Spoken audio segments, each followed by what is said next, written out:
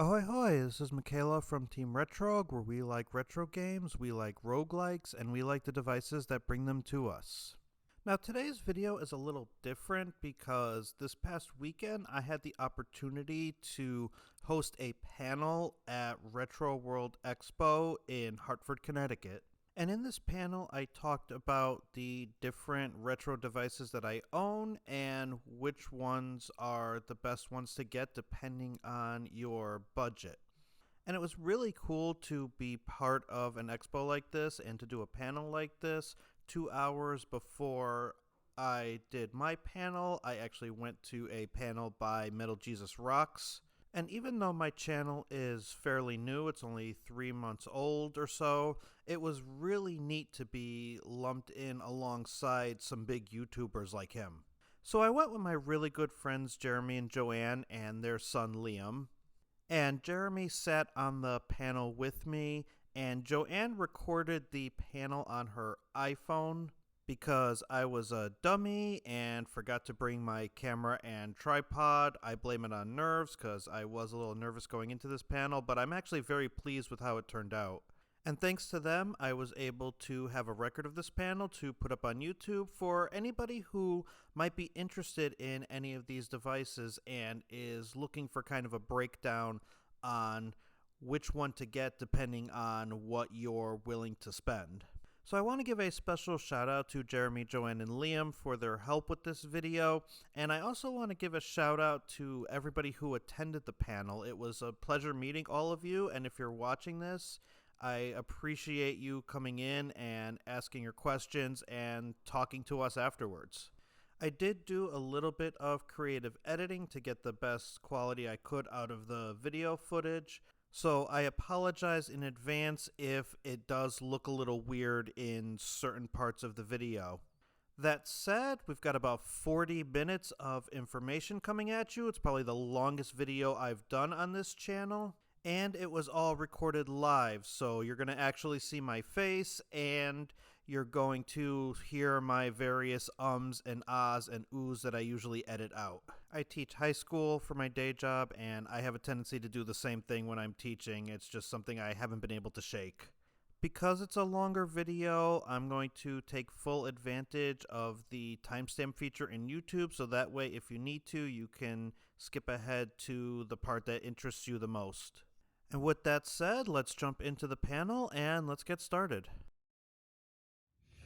So my name is Mike. I go by Michaela on my YouTube channel, Team Retro. This is Jeremy, my best friend. He's been adopted into the team. He doesn't know it yet. But actually, if it weren't for him, I wouldn't be into the field of retro gaming and retro devices, just because one day he tells me for his birthday he really wants a Game Boy. And he said he wanted something very specific. Like, he just wanted to play some old Game Boy games. He didn't want to buy them. He wanted play some of the ones he had as a kid.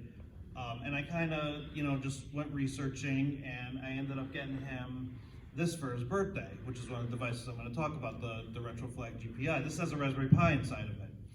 And this was the very first retro device that I'd worked with. And from there, I kind of fell down a rabbit hole. And now I own like 5 or 6 of these things.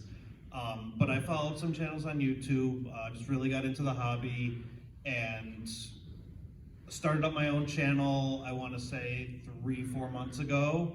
And it's, gaining some traction, slowly but surely. Put in to do a panel here, and sure enough, here I am. So we're going to talk about some of these little devices, because in a world where the prices of the games themselves are just skyrocketing, the devices themselves are just skyrocketing.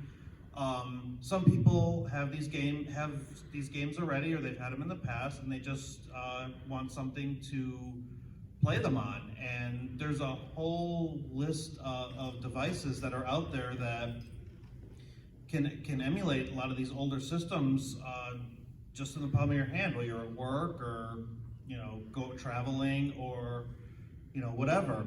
So let's talk about what some of these devices are. They are primarily, most of them are made in China. I think this, the Retroflag Case is more of a US thing, along with the PiBoy DMG, which they're US based. Those are mostly dealt with Raspberry Pis, but a lot of these have their own operating system, and they have a lot of their own chipsets.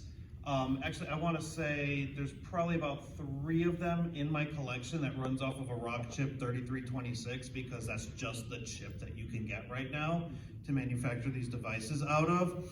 And they're meant to, primarily simulate the look and feel of some older handhelds: Game Boy, Neo Geo, Game Gear, Game Boy Advance. Most of them are manufactured by Anbernic or Powkiddy, and they can get up to, some of these can get up to Dreamcast. It's not stellar Dreamcast, but you can get up to Dreamcast on them. And most of them will play Nintendo, Super Nintendo, Game Boy exceptionally well. It'll be as close to playing on the original system as you can have. So in some cases better, because they have backlit LED screens. They run Emulation Station. They almost all run off of a micro SD card. The operating system's on a micro SD card. There's a couple I have here, the 280V and the 351V. They run off of a 2 SD card system, so one houses the operating system, one houses the actual ROM files. But they mostly use Emulation Station. I think I have one that runs Android. And they also tend to run RetroArch as their back end as well. So you can go in and tweak settings, tweak resolution, just make them look as good as you want them to. So who are these devices for? There's a little bit of tinkering that goes with these. It could be as simple as copying some files to an SD card or burning an OS to an SD card, or it can get super involved. If you're working with a Raspberry Pi, there's a lot that goes into setting that up. I want to say I spent 3 weeks getting this up and running for Jer. This is just another way to play those old classic games that may be sitting on a shelf or sitting in a protector that you just don't necessarily want to deteriorate, but you still want to play. So here's what I'm going to cover. And full disclosure, I don't own all of these, but I own at least one under each budget flag. And some of them I've had and I've sold. Like I recently sold my PiBoy DMG, just because that thing was a monstrosity. And then that ended up, the build quality wasn't what I expected. That particular device, for what I paid for it, wasn't particularly dust proof. Like the more I used it, the more dust was getting under the screen. And sure, I could have taken it apart and probably gotten some of that dust off, but nothing would have stopped it from happening again. And quite frankly, some of these things that I have, this is such a much better device than what the PiBoy DMG was doing for me. It's lighter, the OS is better, it's OCA laminated, so there's not going to be any dust under this screen. So there are pros and cons to each of these devices. I'm going to go over as many of them as I can in the short amount of time that I have. Let's start super low end. And I actually had this Powkiddy V90, and it was a pretty decent device for what it was and for what I paid for it. And even for at this price range, it looks like a Game Boy Advance SP, first of all. And it's a good entry point, because you can get this as low as $35. I think right now it goes on Amazon for $50 if you want the Prime. I think $35 to $40 on AliExpress. And it's got custom OS support, which I was surprised with, because it's such a low-end device. And it looks and functions very good. It's got front-facing stereo speakers, which not a lot of these more expensive devices have that. So this is a really good entry point if you're not looking to spend a lot of money, but you're interested in seeing what one of these systems can do. And you'll get a good gamut of systems. Pretty much anything 2D will be playable. PS1 is a very gray area with this device. There's an emulator in it. It doesn't work very well. But if you're just looking for like something to play Game Boy, Game Boy Color, Game Boy Advance, Nintendo, Super Nintendo, you're not gonna get Star Fox out of it, or Super Mario RPG, but you'll get Super Mario World, you'll get Chrono Trigger. You know, this is a good entry point. However, it does feel a little cheap in the hands. It's very lightweight. You could tell that Powkiddy like skimped on the construction end of it to save cost. Like these two here. The Anbernic RG380V and the RG300X, they're a little bit more expensive than the V90, but their build quality is a lot better. Like this is the 280V, and it's got an OCA laminated screen. It looks, it's gorgeous. It's tiny. It's a little cramped. The sound's not the best. The one thing I don't like about this is the speakers in the back. So you're not getting the sound projected toward you when you're playing the game, but it's still not bad for what it is. Like you could throw this in a pocket if you're traveling, if you have a 5-minute break at work. The 300X has a little bit bigger screen. It looks more like a Game Boy Micro, but it is a little bit bigger. You know, these are just nice little pocketable devices. They do feel a little cramped, yeah? What would the battery life be like on something like that? These things average actually a surprising 4 to 6 hours. Okay. Which is, you know, considering what it is, you would think it would be less, but and every single one of these actually charges by USB-C too, which is also nice. These are devices that, you know, most of them came out 2020, 21, so they adopted the standard. Battery life is fairly decent, so you will get a pretty good 4 to 6 out of it. This one here, double A's. I guess just like the original. Retroflag decided to go super authentic with this one. It even has like the dot matrix thing on it. So this one I've even found though, you could probably test some more because you've used this more than I have. I didn't get as much battery life out of this because of the double A's. I want to say, you know, this one will probably top out in about 3, maybe 4 hours. So then you move on to the Anbernic RG300, which is about $50 to $70, and it'll give you more of a feel like this one. Rest in peace to mine. The motherboard broke. One of the cons about this is the buttons are just dirt ugly. I did not like the buttons like whatsoever. So I actually ended up going on Etsy, and I got a button mod for them. I opened the thing up.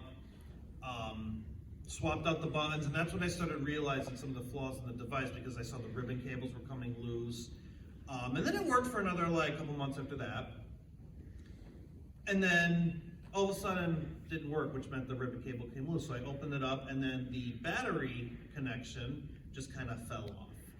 And that's when I, you know, kind of said a few words and went out and bought this thing. Just like these, they're pocketable, it's comfortable. The screen was beautiful when I had it. It did have a replaceable lithium-ion battery, which was one of the biggest pros about this because you could buy a battery that's a little bit bigger as long as it fits. I think they were operating off of like old Nokia cell phone batteries. And you know, I'm a big fan of this old Game Boy form. So if you're not looking to spend the like $100 to $120 that this might cost you, but you still want that Game Boy feel, this might be the device for you, provided you don't open it up and tinker with it like I did. When you get into something like the Anbernic RG350M, this is one of the very few retro handheld devices that actually has an HDMI out. However, for the price, you get the same systems that you're going to get for these cheaper devices. So you may decide if you decide you need something with HDMI out, you may decide this is the one for you, but it's going to be underpowered for what you're paying for it. Whereas for say $20 less, you can get something like the Retroid Pocket, which also has HDMI out, but it's $20 cheaper, and it runs Android, and this thing can get fairly decent Dreamcast performance as well. So, you know, I throw this device up there just because it is, you know, a very well-liked device. I've never bought or owned one myself. This one here houses the same operating system as that one. The only difference is it has the thumbsticks and the L2R2. But it really, and the screen might be a little bit better. But then again, if you're gonna spend $120 to $130, you might as well go $20 more and get the RG351MP, which has that same beautiful screen and same form factor, but it's gonna do a lot more. The only thing you're sacrificing is you're not gonna have that HDMI out. So, and then we get to this bad boy. However, I'm gonna caution that, you know, tinkering with a Raspberry Pi is not for the faint of heart in any way, shape, or form. You can get it to do what you want, but it's probably gonna give you headaches. So if you're looking for that authentic form factor, then this may be the device for you. There are also, if you go on Etsy, there are people out there that were able to get a Raspberry Pi CM4 to fit into the housing of this device. So in other words, instead of plugging this in, you could plug that in and you'll get better performance. However, the Raspberry Pi 02 just came out, and that has much better performance than what's in here. And that's a swap. Like, you could take the Raspberry Pi 0 out of this, put the 2 in, and get that going. You might have to wait a little bit on that because they haven't really done RetroPie support for the 2.0 yet, but it's coming. But again, you're going to take a hit in the fact that you're using AA batteries in an era where we're used to recharging via USB-C, and you can get rechargeable AA batteries. I think some people have done lithium-ion battery mods on this device, but you're kind of getting in the weeds when you do that. Like, that's if you're like super into tinkering.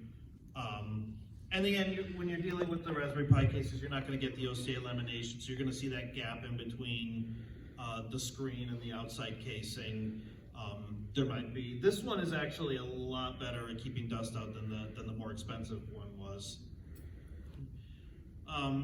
And then let's go down the budget a little bit, because now what happens is, whereas with the RG350M where you get something more expensive, but it only, you know, services certain systems, the RGB10 has that RK3326 chip in it, so you're going to get some N64, you're going to get some Dreamcast, you're going to get all PlayStation 1, and you're still going to get a 4x3 screen.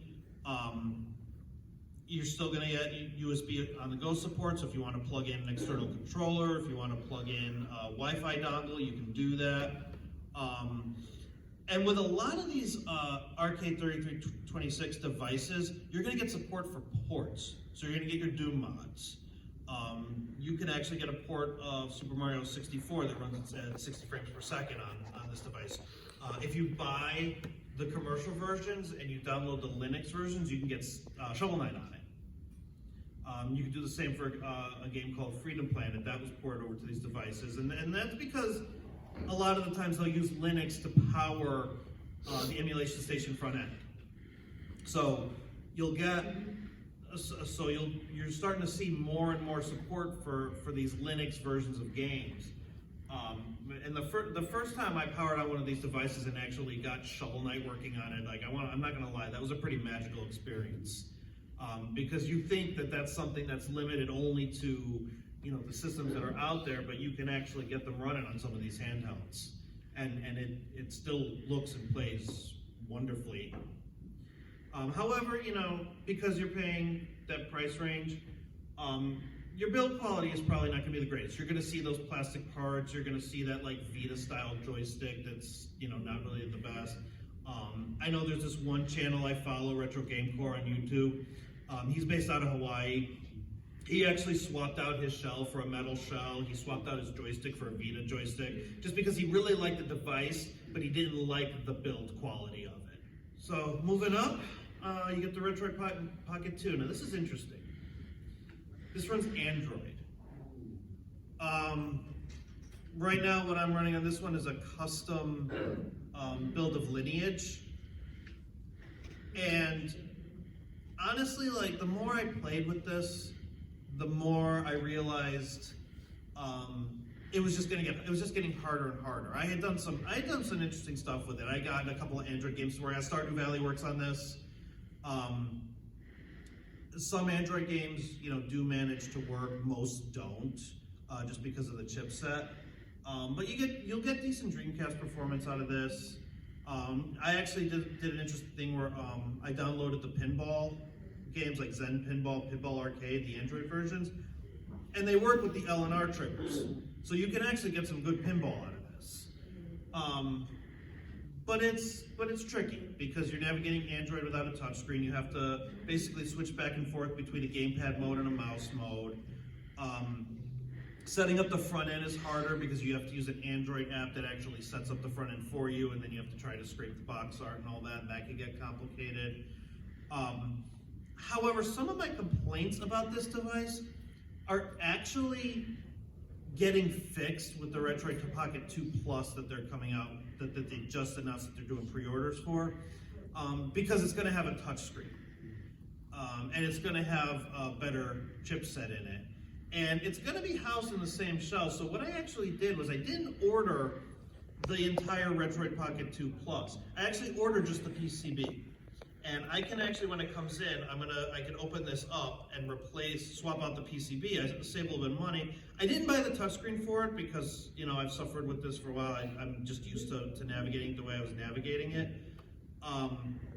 But honestly, if you don't have one of these and you're in the market for something that you want to run Android, don't get this one. Get the 2 Plus. This is probably the best one for Game Boy games, because this is the only type of unit out there that has perfect resolution for Game Boy Advance.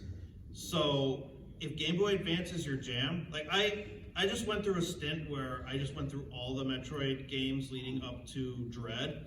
So Zero Mission and Fusion, both Game Boy Advance games, I played them on this because those, I got perfect resolution. It looked like I was playing right on a Game Boy Advance. You could even get these in purple if you really, you know, are a big Game Boy Advance enthusiast and you want it to look like a Game Boy Advance. These things are amazing. And honestly, like if you're looking for mid-budget, I'd still argue that this is probably going to be one of the best ones you can get because you got custom firmware, you got great customizable front ends, and you could get some PSP and Dreamcast out of this. Now it's touch and go. Marvel vs. Capcom 2 runs great. Sonic Adventure 2, not so much. Like there's a Dreamcast game I play called Mr. Driller. Like, it runs phenomenal. It's just, and it's beautiful. But you're not going to get the full gambit. I'm still trying to find a retro device that will play Kirby 64 reliably. I think this one is the only one that's come close because it's running on the Android front end, so I'm using a standalone MooPen emulator. However, I do want to just caution, even though this is a great device, you're going to get the best performance out of it by installing a custom operating system. And there's a couple out there. There's ArcOS, there's 351 Elec. Unfortunately, both of those are kind of at end of life because they're moving on to supporting some of Anbernic's other devices. So that's going to be one thing to keep in mind. Now, that's really, if you're just looking to play some games on it, that's not going to affect anything. The only thing that's going to impact is if you're looking to emulate those high-end systems. The newer devices are going to get better support for it, whereas this one is going to kind of get left behind as the months go on. And same thing goes with the RG351M. Really, the only reason to get this one over the P is if you have a little bit more money to spend and you want built-in Wi-Fi instead of having to plug in a Wi-Fi dongle, or you want better build quality. However, this device, if you're going to spend the money for the RG351M, you might as well spend a little bit more and just get the RG351MP, because that one is still getting supported because it's brand new. But it also has a 4x3 screen. That the screen looks more like this one. And it still has the same form factor, and it's, you know, it's a brand new device. So you're going to get that same aluminum build quality, but you're going to get some better features out of it than if you were to pick this up. However, I do expect the price of this one to go down as time goes on. So I wanted to throw it in there as an option anyway. Okay. And then this little guy, we're just gonna pat it. Just pat it. You're supposed to be on comic relief. It's too much? Okay. So I actually... Not in front of the guys, Mike. Sorry. So, this particular device here, you know, it runs on the same chipset, but if you really want to feel like you're playing a Game Boy, this is going to be the one to get because it feels like a Game Boy. Interesting thing to note about this is like these all have Switch joysticks in them. Like you could tell they've come from a Nintendo Switch parts store, or at least like wherever they get those Joy-Con parts, because these are 100% Joy-Con parts. And it does have built-in Wi-Fi. It has a lot of the same stuff as the 351M does. The screen is beautiful. It's bright. The LR buttons are a little weird, but that shouldn't really matter unless you're trying to play like a high-end, higher-end game or a first-person game. Most of the time, you're going to be just working with the face buttons. There is no second joystick though, so N64 emulation gets a little bit dicey on this because if I'm playing N64 like on one of these devices, I can just use this as the C buttons. Whereas here, it gets a little harder. You have to be a little bit creative with the button mapping. But a lot of times the N64 emulators on these devices won't even let you change button mapping, so it gets tricky. But again, like the vast majority of these systems, they'll run and look phenomenal on this if you're in the budget and you're looking to spend a little bit more. And then we get to the more expensive stuff. So I talked about the RG351MP. Same beautiful screen, different form factor, aluminum build quality, but for whatever reason, they chose not to put Wi-Fi in this. I think they were trying to cut costs down. When they sell it to you, they do sell it to you with a Wi-Fi dongle that you can just plug in, like it comes in the box.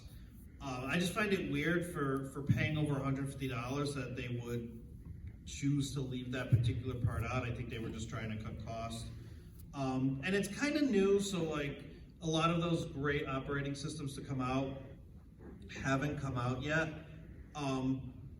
But because it's a more expensive device, you're getting a lot of those, those same great emulation features. You're going to get up to Dreamcast, with hit or miss support.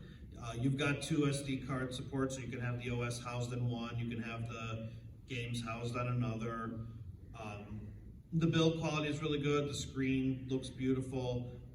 It's OCA laminated, same as this one. And then there's this one. This one, I'm actually very impressed. Considering the fact that the build quality is not the greatest on this, a lot of these came with a defect where the screen actually is a little raised on this side because they did something with the adhesive where it didn't take. And mine's a little bit like that. I can push down on it and feel that it's a little loose, but I just kind of leave it be. One of the best reasons to get this is just the screen, because you're basically at this point you're rivaling a Nintendo Switch Lite, and you can play Dreamcast in widescreen with certain games. There is some widescreen support for this. A lot of the ports, like you play the Super Mario 64 port on this, it's 16:9. You play Shovel Knight on this, it's 16:9. The custom OS even supports Steam Link streaming. So the Wi-Fi chip on this is not great, but if you get an on-the-go 5 gigahertz Wi-Fi chip and plug it in, you can do Steam Link, and you can play some games off of that. One thing I was actually able to do with this device, and it was a pain in the neck at first, and then once I saw it actually happen, it was kind of a thing of beauty. Is I was actually able to get Mario Kart 8 running on my computer through a Wii U emulator called CEMU. And I was able to Steam Link with this into the computer, and I was able to play Mario Kart 8 on this. And because I was in my house, the stream quality was pretty good. So it looked more like I was playing on a Switch Lite than playing on a retro handheld, and it was pretty impressive. It was just a lot of work. Like if I were to fire up Steam Link on this thing here and try to remote my computer at home, no, it wouldn't work. But honestly, like if you are just looking for something, you're sitting in your living room, your computer's in the other room, and this could theoretically do some Steam Link streaming, which is pretty nifty. Okay. It can also run Android if you needed to. They do have a build of Lineage that works with this. I've tried it. I've done a video on it. It's okay. You're not playing Call of Duty Mobile on it or anything, but you know, I know. I'm sorry, but you'll get a few things, and you can try streaming that route too. It didn't work all that well on the Android side of it, which is why I stick with the Linux firmware. You've got the PiBoy DMG. Here's what's impressive about this device. It houses a full-sized Raspberry Pi 4, which sounds great. It sounds fantastic. This is probably the only device that I've played Sonic Adventure 2 for a good like 4 or 5 hours on. I got like a good halfway through the game until I got to that like Knuckles pumpkin level where they're rapping, and like I'm just like, you know what, I can't do this anymore. So it played it very well. It did Dreamcast very well. It did PSP pretty well. I mean, I still couldn't get full frame rates on Chains of Olympus just because the God of War games on PSP are just very, very hard to emulate just out of the box. However, it's very easy to get into the weeds with this because the more you tinker with it, the more you play with it, the warmer it starts getting. Then you start to turn to the community. It has a great community. It has a great subreddit. But then you're like, okay, now I have to go to this guy who makes custom backplates with the vent. And so you get that and you put that on. And you're like, okay, this guy sells a dock. We can put it in the dock. We can do HDMI out to the TV. Oh, look, that's great. I can do that. And then next thing you know, you're just like customizing your buttons, you're customizing your battery pack. Like some people put 2 battery packs together and connected that because they wanted to double their battery life. It still had pretty good battery life out of the box, but they wanted it to last longer, so they did that, which meant they had to put a custom battery cover on. So this device, not only can it get very expensive, but it's very enthusiast and tinker centric. Like you can, if you get involved in the community, there's a lot of things you can do with this and really make it your own. But in doing so, you're gonna find yourself spending money you didn't know you were gonna spend. And I mentioned the Nintendo Switch as an honorable mention here for 2 different reasons. One, if you have an old model, you can put custom firmware on it. Now, it's unlike any device I've ever put custom firmware on, because in order to actually turn it on, you have to plug it into your computer, inject the payload into it, and it almost is not worth it. But they do have a retro game library of games you can buy. They also have their controversial subscription service where you can get games on. So Switch is kind of an honorable mention if you're looking just to play some retro games, or if you have an old model and you want to go through the process of taking the Joy-Con off, putting the recovery mode jig into it, and going through that whole process. It's viable. It's just not practical, for lack of a better term. Yeah, his #1 watch video on YouTube is the one where he mods his Switch. Go figure. Well, I'm glad that you actually mentioned that, because that video, I'm actually running Android on it. And then apparently, and if you do mod your Switch in that way, you can, get some game streaming. That particular Nintendo Switch, I was running Cyberpunk on it off of Stadia. I was running Horizon Zero Dawn off of PS Remote Play. And then, RetroArch and other, you could get, I think I was able to run the Android version of Dead Cells on it, which, is kind of self-defeating because you can just get Dead Cells for the Switch. But That is true. That video. I've only been doing this for a few months, and that video is up to 21,000 views. I want to say. Anything else to add? It's an impressive video. I always considered myself the techie out of the two of us, but kind of blew my mind watching it, the levels he went to make that happen. And the video is very detailed. I feel comfortable that if I had an older Switch, I would go for it, but I think my son would probably kill me if I broke a Switch. Switch is one of the older models too, I'm just going to tell you. I got that one from Doug Bowser. You did get that one from Doug Bowser. So we used to work at GameStop together. He actually... Sorry. Elaborate on your apology. Well, anybody that's a real gamer probably hates GameStop. Good point. But on the bright side, we did love you guys. So,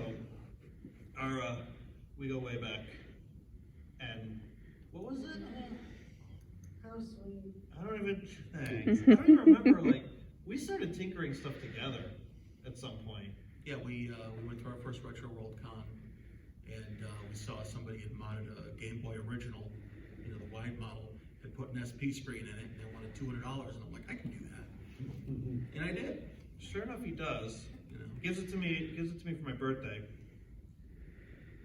I look at it and I'm like, oh, this is great. This is the best present I ever got. Where's the cover for the LED light? I got to eventually. To which I then go to open it up. Yeah, it was a hot mess in there. I go to open it up, I get the LED light in, and then I hit the screw just a little too tight. And now there's a bump on the bottom of that Game Boy. So, Brand new case, too. brand new case. So genius me, I just decided to get some acrylic paint and paint over it. Yeah, it's not that genius. It's a question of when to jump in. Obviously, what do you want? But why are they spewing so many of these devices out? So many different form factors, so many different chips, and so on and so forth. I mean, I wish I had an answer, but I want to say it's just, friendly competition. I want to say, I don't even know where or when these started, but you can tell there's like competition between Anbernic and Powkiddy because they just keep bouncing them out. Like you said, like I just bought this one a couple of months ago. They already have a version 2. And it's literally the exact same thing, the exact same chipset, but it's got grip handles. So, as far as when to jump in, I think I jumped in with the Retroid Pocket 2, just because I had felt at the time that it had checked off all the boxes as to what I wanted. Come to find out, it wasn't actually the case. But I think ultimately it's, what systems do you want? And if you're comfortable with, what you're gonna get and what it's gonna do for the amount that you're willing to pay, then yeah, I say by all means jump in. If you find that they're not powerful enough yet, then I can understand your hesitation as well. I don't want to be you and have a dozen of those things. Yeah, don't fall down the rabbit hole, please. Is it harder nowadays to hack a Wii? I haven't hacked my Wii since what? Pre-pandemic.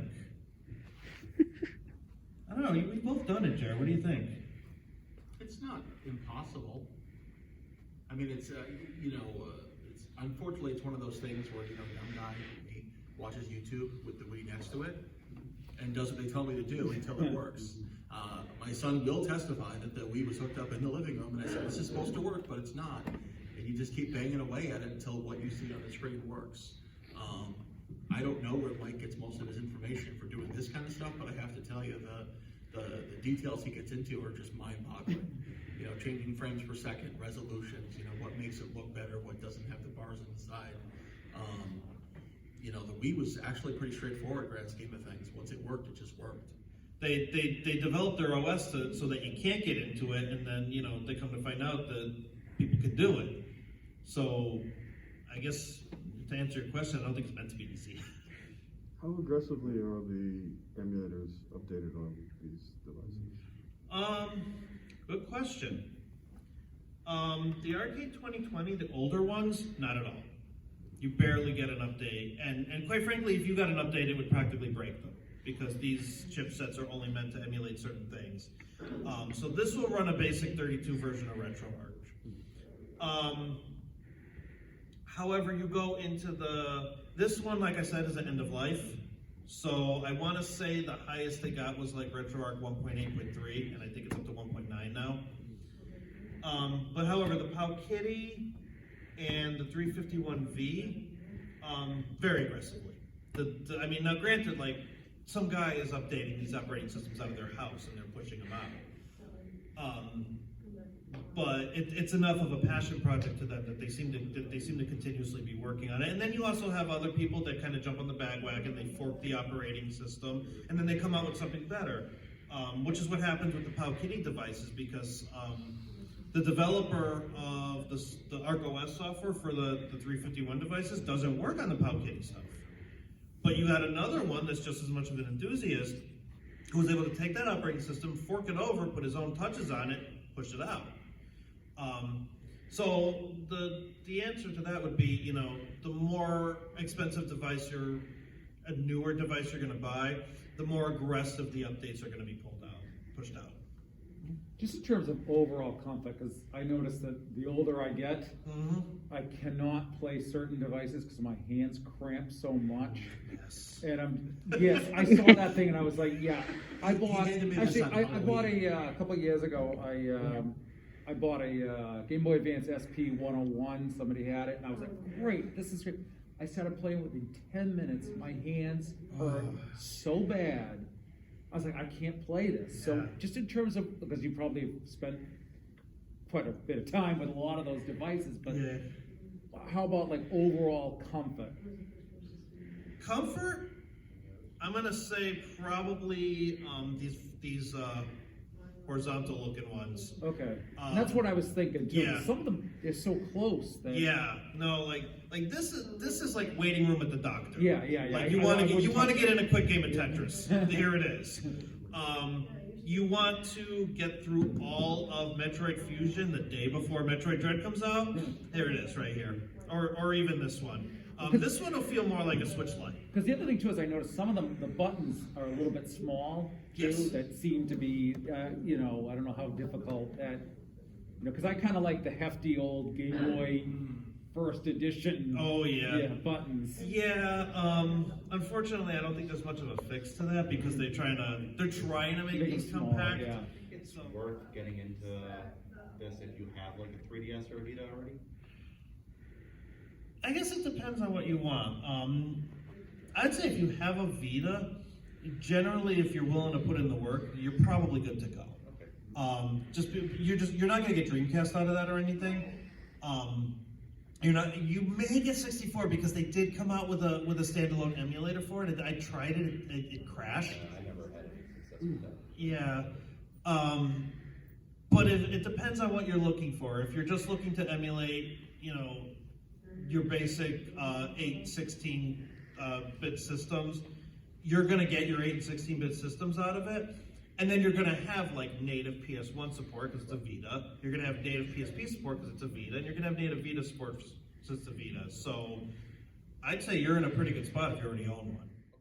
And that'll do it for this video. Thank you so much for watching. If you made it all the way to the end, I very much appreciate it, and I hope you enjoyed my first live panel at a convention. If you want to continue the conversation, I'll leave links to both my Twitter account and my Discord in the video description.